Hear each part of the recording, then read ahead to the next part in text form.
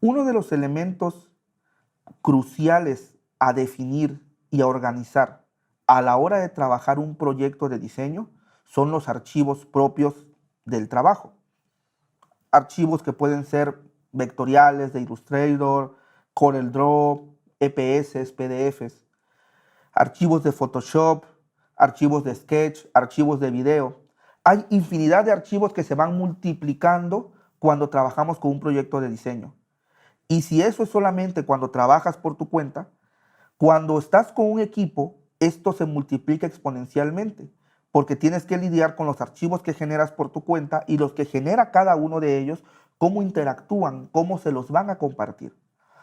Una mala gestión de archivos puede provocar muchos atrasos o peor aún, que en algún momento entregues de manera final algún archivo, algún proyecto, algún diseño que no fuera el último, simplemente porque te confundiste, porque el nombre no explicaba cuál era o simplemente porque fue el primero que tomaste. Y puede generar muchas confusiones. También a la hora de dar continuidad a un proyecto o a la hora de rotar el personal en un equipo de trabajo. Si alguien tuvo que salir del equipo por algún motivo o si incluyó una nueva persona y tiene que dar continuidad a alguna área del proyecto y necesita retomar archivos, muchas veces será necesario que pueda encontrar de manera fácil, rápida e intuitiva dónde está cada elemento gráfico que se necesita. Tú sabes que en un proyecto de diseño se trabajan muchos elementos gráficos. El logotipo, elementos auxiliares, plecas, vectores, iconos, fondos, gráficos, fotografías, información del cliente, archivos de video. Entonces, ¿cómo poder organizar y gestionar todo de manera correcta para que esté accesible y entendible por parte de todos los del equipo? De eso es lo que platicaremos en esta clase. Lo primero que te quiero recomendar es que si eres de esas personas que hacen esto a la hora de organizar tus archivos, de entrada dejes de hacerlo. Como puedes ver en pantalla, es un error muy común entregar tu primer archivo, por ejemplo, de logo, como logo final, luego logo final con cambios, luego logo final con cambios, ahora sí, este es el bueno, logo final con cambios, ahora sí aprobado por el cliente, logo final con cambios, ahora sí aprobado por el cliente, quiero morir y estudiar otra cosa, en fin. Esto se puede multiplicar hasta el infinito. Y cuando otra persona tiene que dar continuidad al proyecto o tú mismo, meses o años después, necesitas retomar estos archivos, ¿cómo saber realmente cuál fue el último, el aprobado, el bueno y el ahora sí?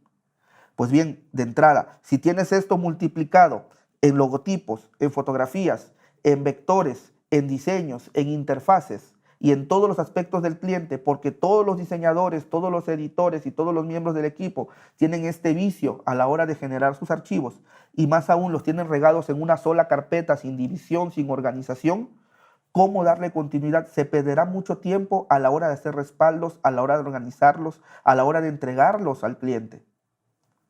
Por lo tanto, desde un inicio, un acuerdo importante a establecer con tu equipo es cómo vamos a nombrar nuestros archivos, dónde van a ser almacenados y quiénes tienen acceso o permiso a ellos y quiénes pueden guardar, sobreescribir, modificar o mover archivos. Te recomiendo de entrada esta técnica para darle nombre a cualquier archivo en tu equipo. Comienza poniendo el nombre del cliente o proyecto, el título del archivo, sus especificaciones y la fecha.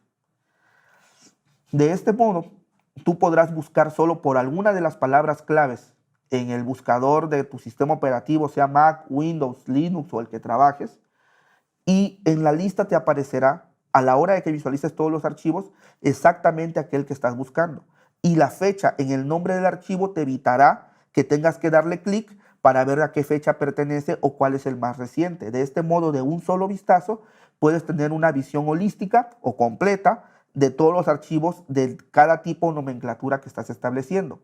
Por ejemplo, puedes ver en tu pantalla, en este caso el proyecto se llama Cinetics, tenemos el logo, que es la versión full color, de la fecha 5 de mayo, 10 de mayo de 2019. Y así puedes ir nombrando todos tus archivos y estableces esta regla para todos tus miembros del equipo. Y así podrás facilitar la distribución, la ubicación y la organización de cualquier tipo de archivo de diseño dentro de un repositorio general o los que se intercambien entre el equipo. Es un poco complicado porque traemos muchos vicios a la hora de trabajar en el área del diseño, pero con un poco de disciplina, orden y disposición, seguro que se puede lograr este resultado. Otro punto importante es organizar correctamente tus carpetas. Te sugiero que destines una carpeta para recursos públicos, es decir, aquellos archivos que todos van a necesitar en algún momento.